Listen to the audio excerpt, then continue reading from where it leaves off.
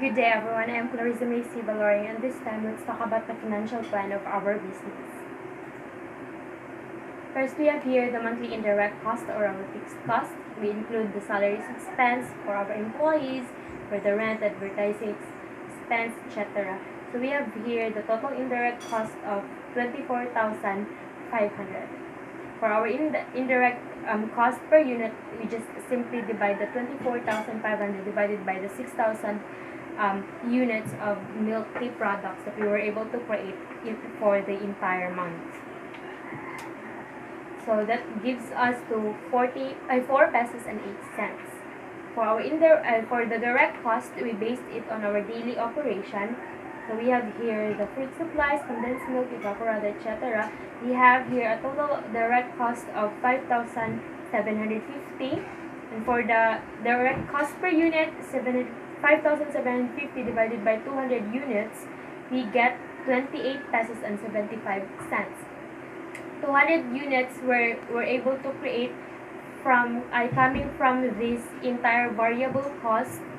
Mixing all of this, we were able to create 200 units, and for the month, for creating a product for the entire month, we have 200 times 30, which we get a total of 6,000 units that were being used in the fixed cost.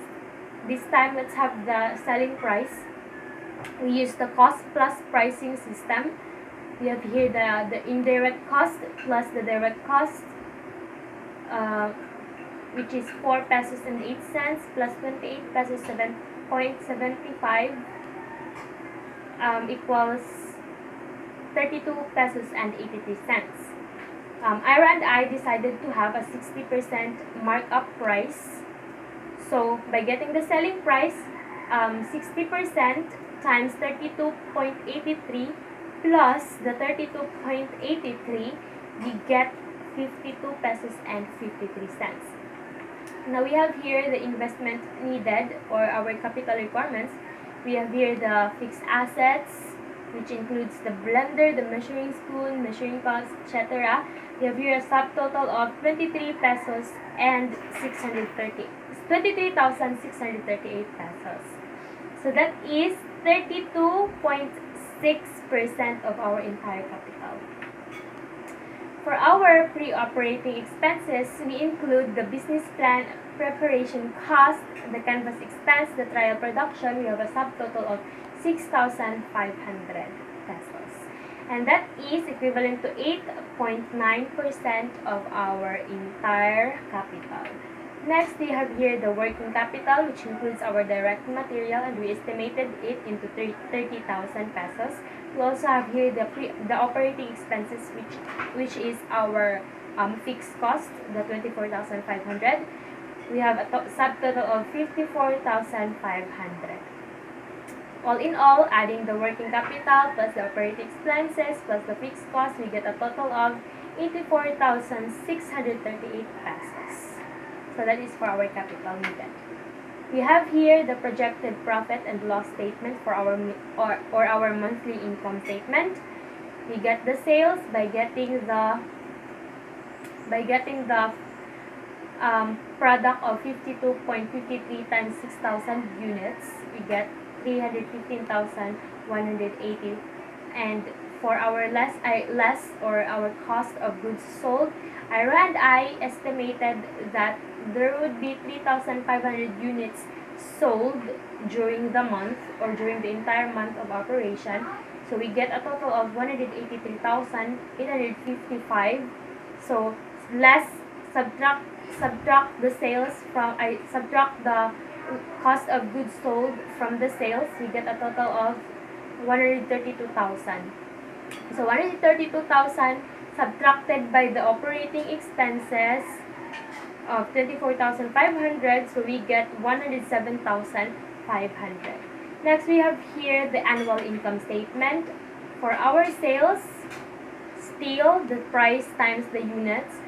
So we have here 3,782,160 subtracted by the cost of goods sold, 2,206,260. So we get a gross sales of 1,575,900 subtracted to the pre-operating expense, which is 294,000 for our annual expenses.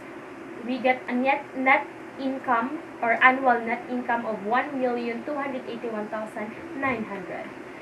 To break even, we need to sell 12,364 units during the year, and for our monthly sales, we need to have or to sell 1,031 units. By getting the break even, just simply divide the fixed cost divided by the price minus the variable cost.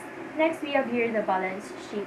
These are our assets, which we include the cash and cash equivalents, 100,000 for our cash that is in our bank, and for our accounts receivable, we have here 100,000 as well. The prepaid expenses, we get it by getting the fixed cost plus the variable cost plus the pre-operating expenses that includes the business plan cost, the trial production, which is the 6,750. So you add all of them, you get 36,750. We also have the inventory by getting the capital requirement minus the pre-operating expenses. We also have here the supplies, 74,009. So our total current assets, we have here 388,897. And for our investments, we invested on buildings, land, and our equipments. So for our buildings, we made a research on how much buildings cost. So we rounded off to 180,000 pesos. And for our land, we want to invest a 10,500 peso land. And for our equipments, we have here 23,638. We get it by getting the fixed assets, which was indicated in our capital requirements, and we get a total investment of 214,138. So our total asset, total current asset plus the total investment, we get a total of 603,035 pesos. This is our liabilities. We have here the short-term loan payable, the 6,500. That was 6,500 was get from our pre-operating expenses, which includes the trial production, the pre-operating expenses, or the operating expense or the fixed cost, and etc. We also have here the accounts payable, the 24,500. This is our fixed cost. And our income taxes payable, we made a research, so we rounded off to 6,000. Our total current liabilities, we have 37,000 pesos. As for the long-term liabilities, we had here a long-term debt of 30,000. We get 30,000 by getting the direct material indicated in our capital requirement. So our total liabilities is equivalent to 67,000 pesos.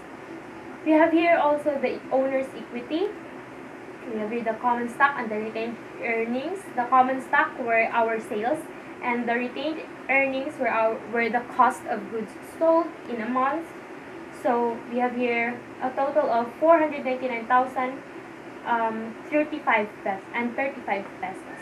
So our total liabilities and shareholders equity, we had 603,035 pesos, which is equivalent to our assets, 603,035 pesos. Next, we have here our cash flow.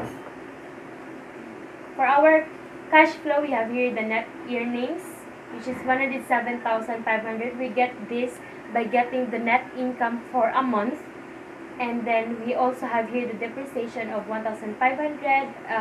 We also have here the decrease in accounts receivable of 3,500. So these are estimations.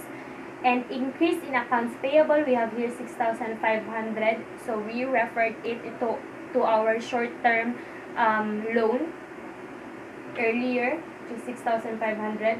And then for the increase in taxes payable, we have 500. This is also an estimation.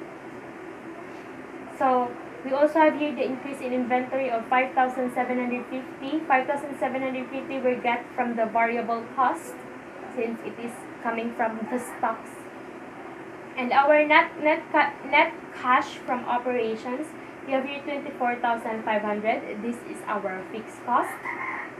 And for our equipment, we have here 23,638. This is from our fixed asset indicated in the capital requirement. This was stated before. We also have here the notes payable. This is an estimation of 5,000 pesos in case of some miscellaneous or some office supplies that are needed. So we estimated it into 5,000. So we have here a total cash flow of 36,612 pesos. By getting the entire cash flow for the month of our business, we just simply add from depreciation to notes payable, and then subtracted it to the net earnings, we get a total of 36,612 pesos. That would be all for our financial plan of our business. I hope this would you would learn something. Thank you and good day.